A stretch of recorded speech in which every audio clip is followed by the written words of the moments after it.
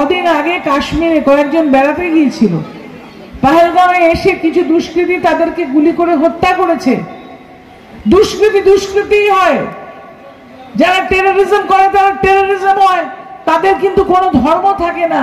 কিন্তু ধর্মের ভিত্তিতে কেন্দ্রীয় সরকার তাদের ভাগ করার একটা চক্রান্ত করে, কেন্দ্রের যে সরকার ভারতীয় জনতা পার্টির সরকার এবং তাদের যে পেটুয়া সংবাদ মাধ্যম, তারা এই দুষ্কৃতীদেরকে আবার ধর্মের ভিত্তিতে ভাগ করতে চাইছে।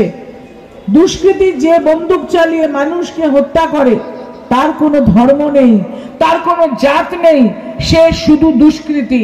এবং যারা এই দুষ্কর্ম করে তাদের বিরুদ্ধে সকলকে একসঙ্গে রুখে দাঁড়িয়ে এই দুষ্কর্ম থেকে মানুষকে রক্ষা করতে হবে।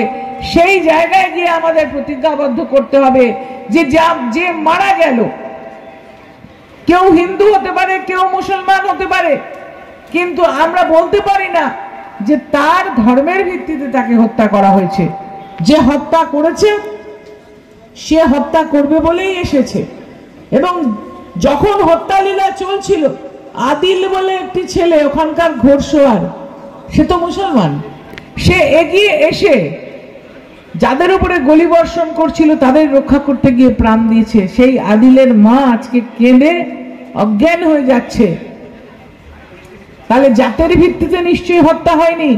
কিন্তু আপনারা দেখবেন যে আপনাদের পাড়ায়, আপনাদের এলাকায় ভারতীয় জনতা পার্টির নেতা কর্মী এবং সব সংবাদ মাধ্যম নয়, একাংশ সংবাদ মাধ্যমের একাংশ এই দুঃখজনক হত্যা লীলাকেও হিন্দু মুসলমানে ভাগ করতে চাইছে। আমি আপনাদের কাছে আবেদন রাখবো, আমাদের মধ্যে যেন কোনো ভেদাভেদ না হয়। আমাদের মধ্যে কোনো ভেদাভেদ নেই।